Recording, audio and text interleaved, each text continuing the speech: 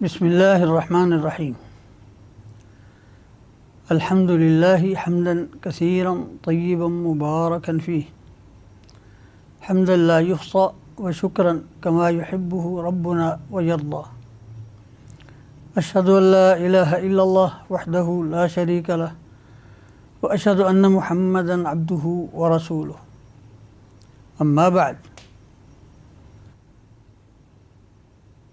نور قرآن کے سلسلے میں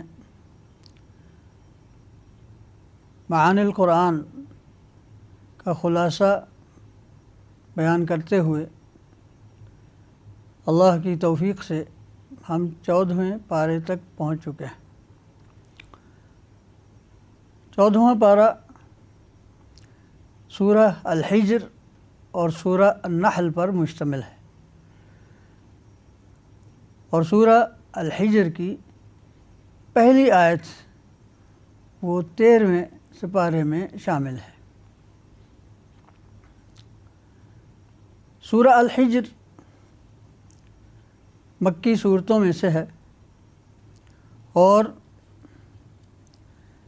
اس میں جہاں نبی اکرم صلی اللہ علیہ وسلم کو استہزاء کا نشانہ بنانے والوں کو تنبیہ کی گئی ہے،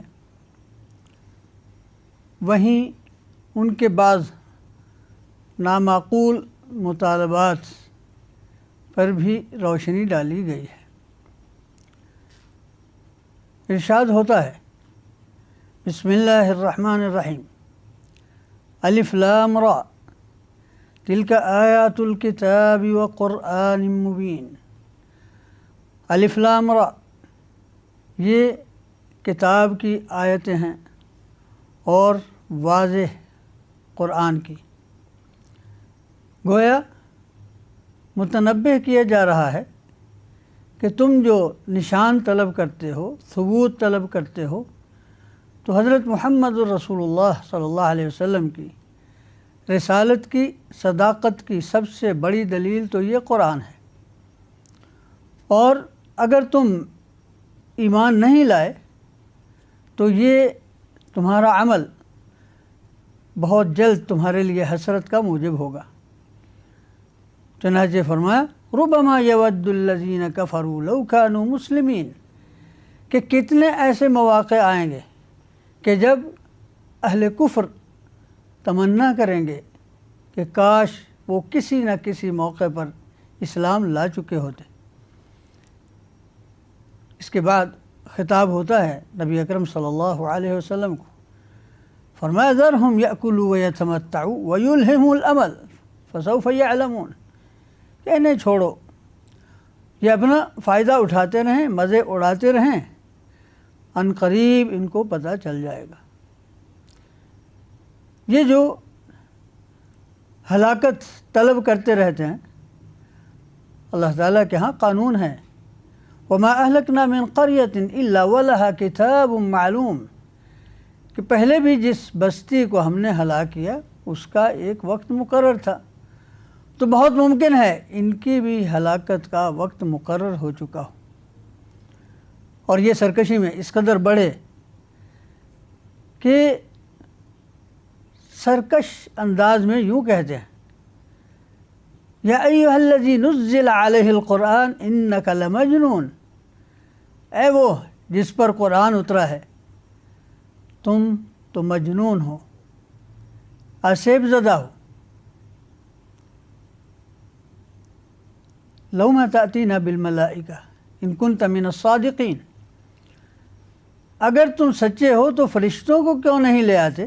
فرشتے ایسے ہی نہیں آتے، ما ننزل الملائکۃ الا بالحق وما كانوا اذا منظرین، فرشتے تو حق لے کر آتے ہیں، اور جب فرشتے آئیں تو پھر ان کو مہلت نہیں ملے گی۔ اس کے بعد قرآن حکیم کی نصیحت پر غور کرنے کی طرف انہیں متوجہ کیا جاتا ہے کہ ہمارا یہ کلام ہم نے اتارا ہے، انا نحن نزلنا الذکر وانا لہ لحافظون، ہم ہی نے یہ اتارا ہے اور ہم اس کی حفاظت کریں۔ اس کے بعد پھر انفس و آفاق میں موجود آیات کی اور نشانات کی طرف متوجہ کیا جاتا ہے۔ چنانچہ ان کے نشان اور معجزات کے مطالبے پر کہا گیا کہ ان کی یہ حالت ہے، وَلَوْ فَتَحْنَا عَلَيْهِمْ بَابًا مِّنَ السَّمَاءِ فَظَلُّوا فِيهِ يَعْرُجُونَ لَقَالُوا إِنَّمَا سُكِّرَتْ أَبْصَارُنَا بَلْ نَحْنُ قَوْمٌ مَسْحُورُونَ۔ ان کی تو یہ حالت ہے کہ اگر ہم ان پر آسمان کا دروازہ بھی کھول دیں اور اس میں یہ چڑھنے لگیں، پھر بھی کہیں گے کہ ہماری آنکھوں پر کوئی نشہ طاری کر دیا گیا ہے، بلکہ یہ تو کوئی جادو کا معاملہ لگتا ہے۔ اور اگر ان کے دل سلیم ہوں، عقل محفوظ ہوں، تو ہدایت کا سامان تو انفس و آفاق میں بکھرا ہوا ہے۔ چنانچہ فرمایا وَلَقَدْ جَعَلْنَا فِي السَّمَاءِ بُرُوجًا وَزَيَّنَّاهَا لِلنَّاظِرِينَ۔ آسمان میں ہم نے برج قائم کر دیے اور ان ستاروں کے ذریعے ہم نے آسمان کو دیکھنے والوں کے لیے سجا دیا۔ وَحَفِظْنَاهَا مِنْ كُلِّ شَيْطَانٍ رَجِيمٍ، اور ہم نے اسے ہر مردود شیطان سے محفوظ کر رکھا ہے۔ پھر انہیں سمجھایا جاتا ہے کہ یہ تمہاری آنکھوں پر جادو نہیں ہوا، بلکہ تم خود ابلیس کے جال میں پھنس چکے ہو۔ چنانچہ اس کے بعد حضرت آدم اور ابلیس کا قصہ بیان ہوتا ہے۔ چنانچہ فرمایا وَإِذْ قَالَ رَبُّكَ لِلْمَلَائِكَةِ إِنِّي خَالِقٌ بَشَرًا مِّن صَلْصَالٍ مِّنْ حَمَإٍ مَّسْنُونٍ۔ وہ وقت یاد رکھنے کا ہے جب تمہارے رب نے کہا فرشتوں سے کہ میں کھنکتی ہوئی مٹی سے ایک انسان بنانے لگا ہوں، جب اسے سنوار دوں اور مکمل کر دوں اور اس میں اب روح پھونک دوں تو پھر اس کے سامنے سجدہ کرنا ہے۔ سب فرشتوں نے سجدہ کر دیا، لیکن ابلیس انکاری ہوا کہ وہ سجدہ کرے۔ قال یا ابلیس ما لک الا تکون مع الساجدین۔ اللہ نے فرمایا کہ ابلیس، کیا وجہ ہے کہ تم سجدہ کرنے والوں کے ساتھ نہیں ہوئے؟ کہنے لگا لم اکن لاسجد لبشر خلقتہ من صلصال من حمأ مسنون۔ جس طرح اس کی پیدائش ہوئی ہے میں تو اس کو سجدہ نہیں کر سکتا۔ اللہ نے اسے راندہ درگاہ کر دیا اور لعنت کا طوق ہمیشہ کے لیے اس کے گلے میں ڈال دیا، تو اس نے کہا تھا ربی فانظرنی الی یوم یبعثون، کہ اے میرے رب مجھے قیامت کے دن تک کے لیے مہلت دو۔ اللہ نے فرمایا فإنک من المنظرین الی یوم الوقت المعلوم، کہ تمہیں مہلت دی جاتی ہے۔ قال رب بما اغویتنی لأزینن لهم فی الارض ولأغوینہم اجمعین، کہ جس طرح تو نے مجھے بہکایا ہے، گمراہ کیا ہے، اب میں بھی ان کے برے اعمال ان کی نگاہوں میں اس طرح سجاؤں گا اور ان سب کو بہکا کر رہوں گا سوائے تیرے مخلص بندوں کے۔ تو گویا اس پس منظر میں انہیں سمجھایا جا رہا ہے کہ در حقیقت تم اسی ابلیس کے جال میں پھنسے ہوئے ہو۔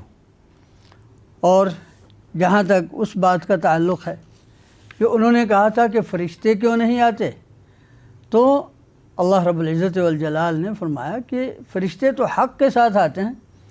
چنانچہ اس کی ایک مثال بھی بیان فرمائی۔ چنانچہ فرمایا نبئ عبادی انی انا الغفور الرحیم، میرے بندوں کو بتا دو کہ میں بخشنے والا مہربان ہوں اور میرا عذاب دردناک عذاب ہے۔ وَنَبِّئْهُمْ عَنْ ضَيْفِ ابراہیم، اور ان کو خبر دو ابراہیم کے مہمانوں کے متعلق۔ جب وہ ان کے پاس آئے اور انہیں سلام کہا، انہوں نے کہا کہ ہم تو خوف زدہ ہیں۔ انہوں نے کہا کہ خوف زدہ نہ ہوں، ہم آپ کو بشارت دے رہے ہیں۔ انہوں نے کہا ابشرتمونی علی ان مسنی الکبر فبم تبشرون، کیا میرے بڑھاپے کے باوجود مجھے خوشخبری دے رہے ہو؟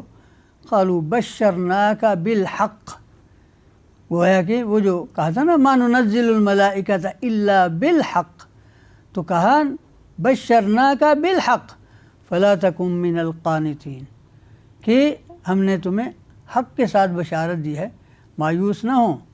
قال ومن یقنط من رحمت ربہ الا الضالون، کہ اپنے رب کی رحمت سے تو کوئی گمراہ ہی ہوگا جو مایوس ہو۔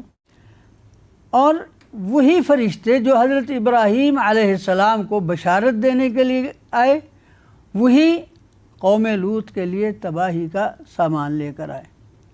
چنانچہ جب وہ فرشتے وہاں پہنچے، اسی طرح حضرت لوط علیہ السلام نے بھی کہا انکم قوم منکرون، کہ پہچان میں نہیں آ رہے۔ انہوں نے کہا بل جئناک بما کانوا فیہ یمترون، ہم وہ چیز لے کر آئے ہیں جس میں یہ لوگ شک کا اظہار کر رہے تھے، وَأَتَيْنَاكَ بِالْحَقِّ وَإِنَّا لَصَادِقُونَ، اور ہم حق لے کر آئے ہیں اور ہم سچے ہیں۔ اور سورت کے آخر میں اصحاب الحجر کا واقعہ بیان ہوتا ہے۔ اصحاب الحجر قوم صالح کا دارالحکومت تھا، وہ ان کا بڑا شہر تھا، اسی کی طرف وہ منسوب ہوئے، اور ان کا قصہ کئی جگہ پر مفصل آ چکا، یہاں اس کی طرف اشارہ کیا گیا ہے کہ وہ اس طرح دنیا میں رہ رہے تھے کہ پہاڑوں سے مکان تراشتے تھے، اور ایک دن یکا یک ان کو چیخنے آ لیا، اور وہ جو کچھ کر رہے تھے ان کے کسی کام نہیں آیا۔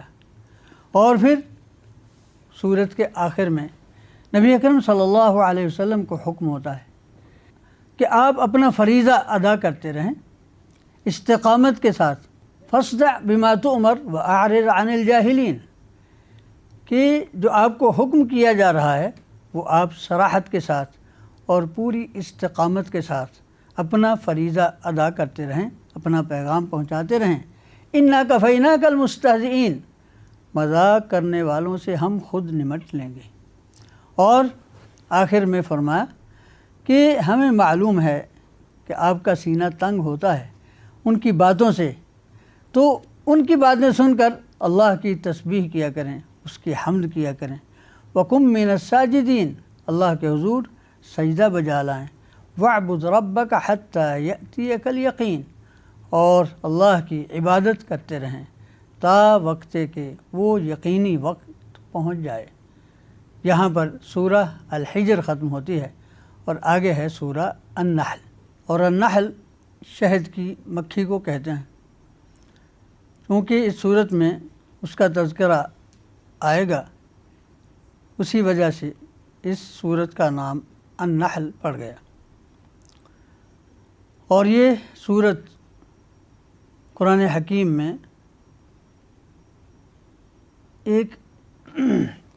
یہ صورت اللہ تعالیٰ کی گوناگون نعمتوں کے تذکرے پر مشتمل ہے، اور اس میں بتایا گیا ہے کہ اللہ رب العزت والجلال نے نہ صرف یہ کہ نعمتیں عطا کی ہیں، بلکہ ایسے طریقے سے عطا کی ہیں کہ ان میں زینت بھی ہے، فائدہ بھی ہے، حسن بھی ہے اور جمال بھی۔ اور آغاز ہوتا ہے مشرکین عرب کو مخاطب کرتے ہوئے کہ وہ جلد بازی نہ کریں، اللہ کا حکم آ پہنچا ہے۔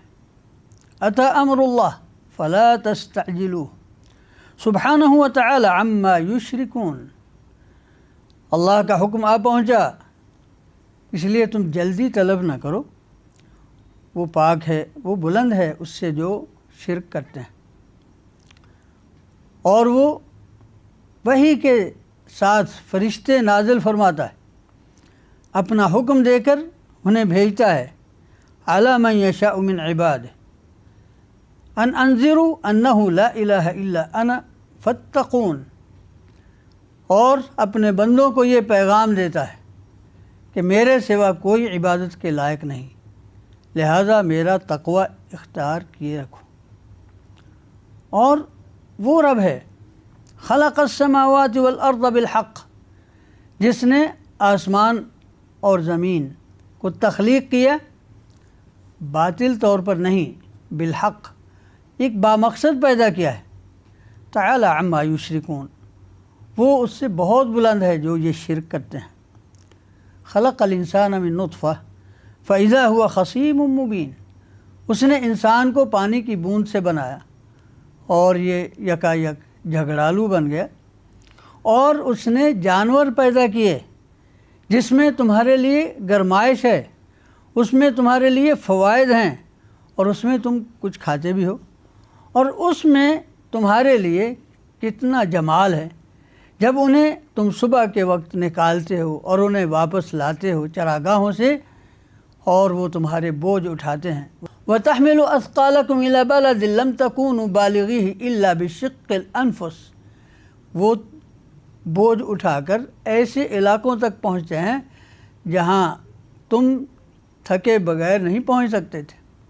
إِنَّ رَبَّكُمْ لَرَؤُوفٌ الرحیم، تمہارا رب تم پر بہت ہی رحم کرنے والا اور تم پر شفقت فرمانے والا ہے۔ اور یہی نہیں، والخیل والبغال والحمیر لترکبوها وزینہ ویخلق ما لا تعلمون، کہ گھوڑے، خچر اور گدھے کہ تم ان پر سوار بھی ہو اور یہ تمہارے لیے زینت بھی ہے، اور بھی چیزیں بنائے گا جو تم اب نہیں جانتے۔ تو معنی یہ ہے کہ وہ اللہ جو اس زمین پر تمہارے لیے اتنی سہولتیں پیدا فرماتا ہے، اور اس کی رافت اور رحمت کو تمہارا اس قدر خیال ہے کہ بوجھ اٹھاتے ہوئے تمہیں مشقت نہ ہو، تو کیا دنیا کے ٹیڑھے میڑھے راستوں میں وہ تمہیں سیدھی راہ کی طرف رہنمائی نہیں فرمائے گا؟ وَعَلَى اللَّهِ قَصْدُ السَّبِيلِ وَمِنْهَا جَائِرٌ، اللہ کی رحمت کے ذمے ہے کہ وہ سیدھی راہ بتا دے، کیونکہ راستوں میں کچھ ٹیڑھے میڑھے بھی ہوتے ہیں، اور اگر وہ چاہتا تو سب کو ہدایت دے دیتا۔ اور پھر اس کے بعد قرآن حکیم فرماتا ہے کہ اے محمد صلی اللہ علیہ وسلم، تم کوئی نئے رسول نہیں۔ وَلَقَدْ بَعَثْنَا فِي كُلِّ أُمَّةٍ رَسُولًا، ہم نے ہر امت کی طرف رسول بھیجا، أَنِ اعْبُدُوا اللَّهَ وَاجْتَنِبُوا الطَّاغُوتَ، کہ اللہ کی عبادت کرو اور بتوں سے اجتناب کرو۔ اور پھر یہ بھی بتا دیا کہ ان تحرص علی ہداہم فإن اللہ لا یہدی من یضل، کہ آپ اگر یہ چاہیں گے کہ یہ سب لوگ ایمان لے آئیں تو جس کو اللہ گمراہ کرے اس کو تو آپ ہدایت نہیں دے سکتے۔ اور پھر آگے چل کر فرمایا کہ ہم نے تم سے پہلے جتنے بھی رسول بھیجے وہ سب کے سب انسانوں میں سے تھے، مردوں میں سے تھے۔ نوحی الیہم، ہم ان کی طرف وحی کرتے تھے۔ فاسألوا اہل الذکر ان کنتم لا تعلمون، اگر تمہیں پتہ نہیں ہے تو اہل کتاب سے پوچھ لو۔ بالبینات والزبر، رسولوں کو ہم کتابیں اور صحیفے اور دلائل دے کر بھیجتے رہے۔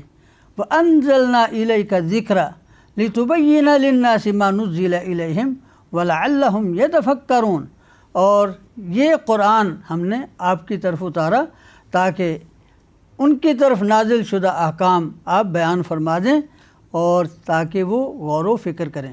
یہاں پر 14ویں پارے کا نصف اول مکمل ہوتا ہے۔ وباللہ تعالی التوفیق۔ بسم اللہ الرحمن الرحیم۔ سورہ النحل میں جیسا کہ ہم ذکر کر چکے، اللہ تعالیٰ نے اپنی نعمتوں کا بار بار ذکر کیا ہے۔ چنانچہ فرمایا وما بکم من نعمہ فمن اللہ ثم اذا مسکم الضر فالیہ تجأرون، کہ تمہارے پاس جو بھی نعمت ہے وہ سب کی سب اللہ کی عطا کردہ ہے، اور اگر تمہیں کوئی نقصان پہنچتا ہے تو پھر اس کے حضور ہی درخواست کرتے ہو۔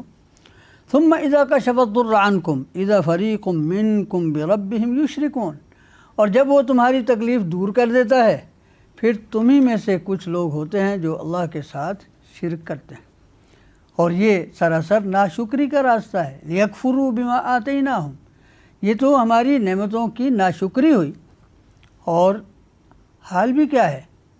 وَيَجْعَلُونَ لِمَا لَا يَعْلَمُونَ نَصِيبًا مِمَّا رَزَقْنَاهُمْ، کہ ان کے نام لگاتے ہیں ہماری نعمتوں کا جن کے بارے میں انہیں علم بھی نہیں ہے۔ تَاللَّهِ لَتُسْأَلُنَّ عَمَّا كُنْتُمْ تَفْتَرُونَ، اور تم سے سوال ہوگا یہ جو تم جھوٹ بولتے ہو۔ اور پھر زمانہ جاہلیت کی ایک جہالت کی نشاندہی کی کہ اللہ تعالیٰ کی طرف نسبت بیٹیوں کی کرتے ہیں، اور ان کا حال یہ ہے کہ جب ان میں سے کسی کو بیٹی کی بشارت دی جائے ظل وجهه مسودا وهو قدیم، تو اس کا چہرہ سیاہ پڑ جاتا ہے، یتوارا من القوم، اور وہ لوگوں سے منہ چھپاتا پھرتا ہے، من سوء ما بشر بہ، اس بشارت سے جو اس کو دی گئی اس کو بری خبر سمجھتے ہوئے منہ چھپاتا پھرتا ہے۔ اور اس سے آگے فرمایا وَلَوْ يُؤَاخِذُ اللَّهُ النَّاسَ بِظُلْمِهِمْ مَا تَرَكَ عَلَيْهَا مِنْ دَابَّةٍ، اگر اللہ تعالیٰ لوگوں کا اس طرح مواخذہ کرتا، ہر ظلم پر فوری سزا دیتا، تو دنیا پر تو کوئی چلنے والا باقی نہ رہتا۔ اور نعمتوں کا تذکرہ کرتے ہوئے فرمایا وَإِنَّ لَكُمْ فِي الْأَنْعَامِ لَعِبْرَةً، کہ جانوروں میں تمہارے لیے کتنی بڑی عبرت ہے۔ نُسْقِيكُم مِّمَّا فِي بُطُونِهِ، ان کے پیٹ میں سے جو ہوتا وہ ہم تمہیں پلاتے ہیں، یعنی دودھ، مِن بَيْنِ فَرْثٍ وَدَمٍ لَبَنًا خَالِصًا سَائِغًا لِلشَّارِبِينَ، اس کے پیٹ میں جو گوبر اور خون ہے اس کے درمیان سے ہم تمہارے لیے خالص دودھ لاتے ہیں، سَائِغًا لِلشَّارِبِينَ، کہ جو پینے والے کے حلق سے آسانی سے اترتا چلا جاتا ہے۔ اور وَمِن ثَمَرَاتِ النَّخِيلِ وَالْأَعْنَابِ، اسی طرح کھجور اور انگور، تَتَّخِذُونَ مِنْهُ سَكَرًا وَرِزْقًا حَسَنًا، اس میں سے تم کچھ کا نشہ بھی بناتے ہو اور کچھ اچھے طریقے پر پھل بھی کھاتے ہو۔ إِنَّ فِي ذَلِكَ لَآيَةً لِقَوْمٍ يَعْقِلُونَ، اس میں عقل مندوں کے لیے بڑی نشانی ہے۔ وَأَوْحَى رَبُّكَ إِلَى النَّحْلِ أَنِ اتَّخِذِي مِنَ الْجِبَالِ بُيُوتًا وَمِنَ الشَّجَرِ وَمِمَّا يَعْرِشُونَ، اور تیرے پروردگار نے شہد کی مکھی کی طرف وحی کی کہ پہاڑوں میں مکان بناؤ، اور اسی طرح درختوں میں، اور جو یہ چھت ڈالتے ہیں، چھپر بناتے ہیں، ثم کلی من کل ثمرات، تمام پھلوں میں سے کھاتے جاؤ، فسلوکی سبل ربک ذللا، اور عاجزی کے ساتھ اپنے رب کے راستوں پہ چلتی رہو، یخرج من بطونہا شراب مختلف الوانہ، اس کے پیٹ سے بھی وہ پینے کی چیز نکلتی ہے جس کے رنگ مختلف ہوتے ہیں، اور فیہ شفاء للناس، اس میں لوگوں کے لیے شفا بھی ہے۔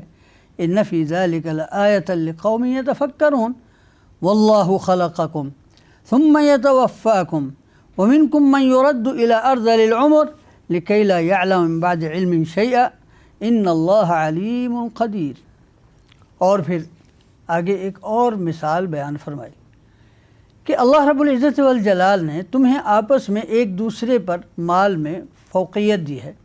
واللہ فضل بعضکم علی بعض فی الرزق، کسی کو رزق فراوان دیا، کسی کا ہاتھ تنگ ہے، تو کیا جس کے پاس رزق فراوان ہے کیا اپنے رزق اپنے غلاموں کو وہ دینے کو تیار ہوں گے، انہیں برابر کا حصہ دار بنانے پر آمادہ ہوں گے؟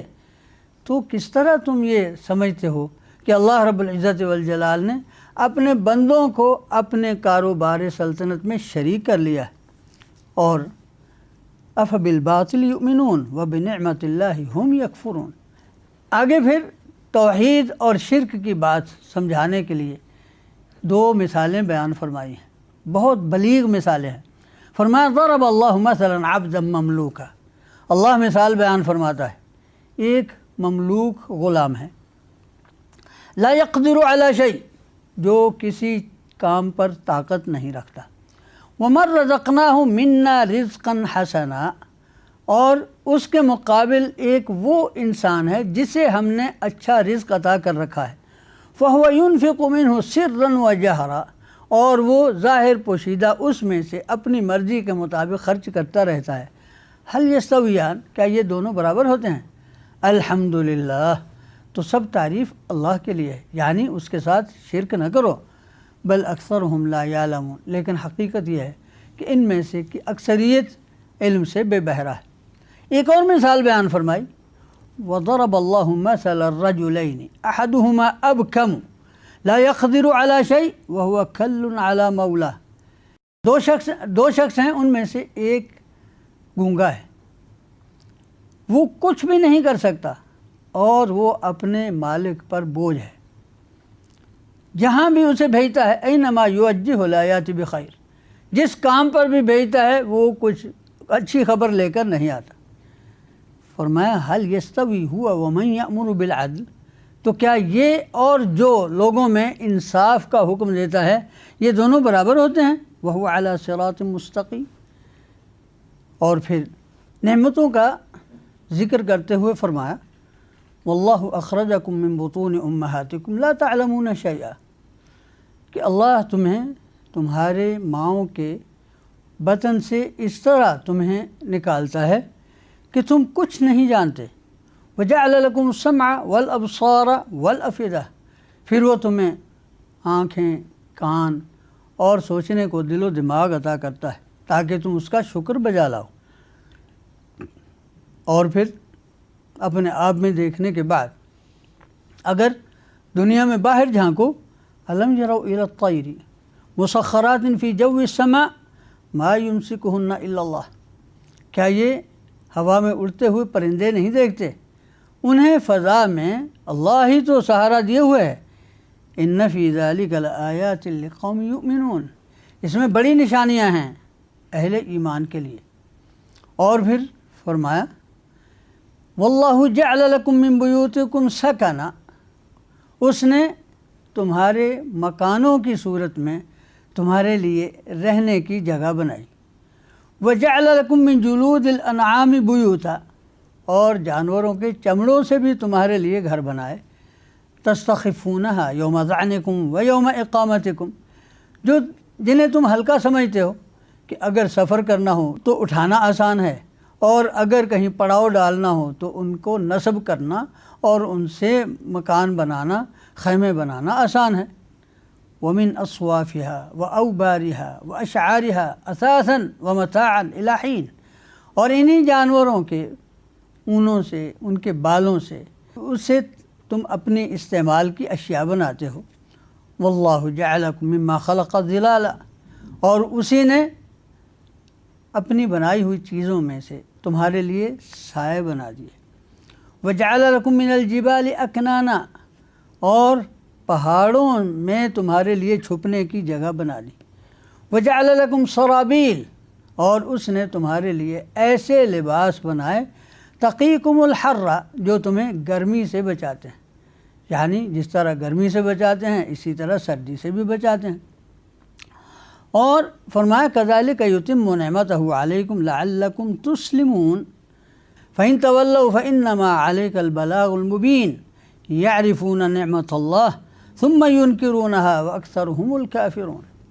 فرمایا اگر یہ پھر بھی روگردانی کرتے ہیں تو تمہارے ذمے تو واضح طور پر تبلیغ کرنا ہے، اللہ کی نعمتوں کو جانتے بھی ہیں، پہچانتے بھی ہیں، اور پھر انکار کرتے ہیں، اور ان کی اکثریت کافر ہے۔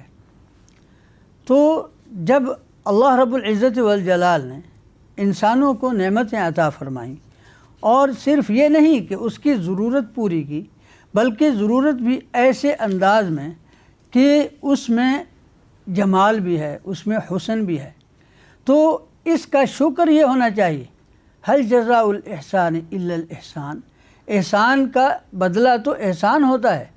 اب اس کے نتیجے میں ہونا یہ چاہیے کہ انسان کے کردار میں، اس کے اعتقاد میں، اس کی اخلاق میں اسی طرح حسن و جمال نظر آئے جس طرح اللہ تعالیٰ کی نعمتوں میں نظر آتا ہے۔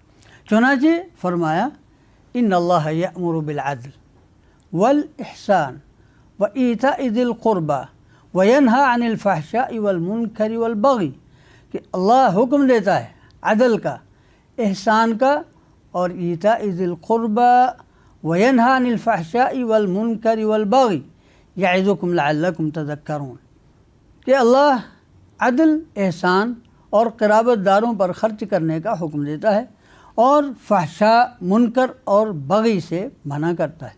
یعظکم لعلکم تذکرون، اور وہ تمہیں نصیحت کرتا ہے تاکہ تم سمجھو۔ وَأَوْفُوا بِعَهْدِ اللَّهِ إِذَا عَاهَدتُّم، زندگی کا حسن اس میں ہے کہ وعدہ پورا کیا جائے۔ جب کوئی بھی اپنا وعدہ پورا نہ کرے تو اپنا اعتماد کھو دیتا ہے اور زندگی کا سارا حسن جاتا رہتا ہے۔ جب ایک دوسرے پر اعتماد ہی نہ ہو، فرمایا وَأَوْفُوا بِعَهْدِ اللَّهِ إِذَا عَاهَدتُّم وَلَا تَنقُضُوا الْأَيْمَانَ بَعْدَ تَوْكِيلِهَا، اور قسموں کو مضبوط کرنے کے بعد انہیں توڑ نہ ڈالو۔ وَقَدْ جَعَلْتُمُ اللَّهَ عَلَيْكُمْ كَفِيلًا، جبکہ تم نے اللہ کو اپنی قسموں پر ضامن مقرر کیا ہے۔ ان اللہ یعلم ما تفعلون، اللہ جانتا ہے جو تم کرتے ہو۔ اور قسموں کو توڑنے کی مثال یوں بیان فرمائی، وَلَا تَكُونُوا كَالَّتِي نَقَضَتْ غَزْلَهَا مِن بَعْدِ قُوَّةٍ أَنْكَاثًا، کہ اس پاگل عورت کی طرح نہ بنو کہ جو سوت کاٹتی اور پھر اچھا سا سوت بنا کر پھر اس کے ٹکڑے ٹکڑے کر ڈالتی۔ فرمایا وَلَا تَكُونُوا كَالَّتِي نَقَضَتْ غَزْلَهَا مِن بَعْدِ قُوَّةٍ أَنْكَاثًا، کہ اس پاگل عورت کی طرح نہ بنو جو سوت کاٹ کر اسے مضبوط بنا کر پھر اس کے ٹکڑے ٹکڑے کر ڈالتی تھی۔ اسی طرح کہ تم اپنی قسموں کو آپس میں ایک دوسرے کو دھوکہ دینے کا ذریعہ نہ بناؤ، اور اگر کوئی گروہ دوسرے گروہ سے اگر طاقتور ہے تو اس کی حمایت میں اپنی قسموں کو توڑ نہ ڈالو کہ یہ سب کچھ، کوئی طاقتور ہے کوئی کمزور ہے۔ انما یبلوکم اللہ بہ، زندگی میں اعمال میں حسن پیدا کرنے کا نتیجہ یہ ہوتا ہے کہ پوری زندگی سنور جاتی ہے، نہ صرف دنیا بلکہ آخرت بھی سنور جاتی ہے۔ چنانچہ فرمایا من عمل صالحا من ذکر او انثی فلنحینہ حیاۃ طیبہ وَلَنَجْزِيَنَّهُمْ أَجْرَهُمْ بِأَحْسَنِ مَا كَانُوا يَعْمَلُونَ، کہ جو اچھا عمل کرے گا، مرد ہو یا عورت، ہم اسے پاکیزہ ترین زندگی عطا کریں گے اور انہیں ان کے بہترین اعمال کا بہترین بدلہ عطا کریں گے۔ اور پھر آگے ناشکری کا نتیجہ بھی مثال کے ساتھ ذکر کیا۔ فرمایا وَضَرَبَ اللَّهُ مَثَلًا قَرْيَةً كانت آمنة مطمئنة يأتيها رزقها رغدا من كل مكان فكفرت بأنعم الله فأذاقها الله لباس الجوع والخوف بما كانوا يصنعون۔ فرمایا اللہ مثال بیان فرماتا ہے ایک بستی کی کہ جو امن سے رہ رہی تھی، ہر طرح سے اطمینان اسے حاصل تھا اور ہر طرف سے اس کی طرف کھلا رزق آ رہا تھا، لیکن وہاں کے رہنے والوں نے اللہ کی نعمتوں کی ناشکری کی تو اللہ نے اسے بھوک اور خوف کا لباس پہنا دیا۔ یہ سب ان کے اعمال کی پاداش میں ہوا۔ اور آگے بیان ہوتا ہے کہ اللہ کی نعمتوں کا شکر یہ بھی ہے کہ جو اللہ نے حلال کیا اسے حلال جانے اور جو اللہ نے حرام کیا اسے حرام جانے۔ وَلَا تَقُولُوا لِمَا تَصِفُ أَلْسِنَتُكُمُ الْكَذِبَ هَذَا حَلَالٌ وَهَذَا حَرَامٌ لِتَفْتَرُوا عَلَى اللَّهِ الْكَذِبَ إِنَّ الَّذِينَ يَفْتَرُونَ عَلَى اللَّهِ الْكَذِبَ لَا يُفْلِحُونَ۔ فرمایا جو اللہ تعالیٰ نے جو چیزیں حرام کی ہیں وہ واضح طور پر بتا دی ہیں، باقی نعمتیں تمہارے لیے کھانے کی ہیں، ان سے فائدہ اٹھانے کی ہیں، انہیں استعمال کرو اور اللہ کا شکر بجا لاؤ۔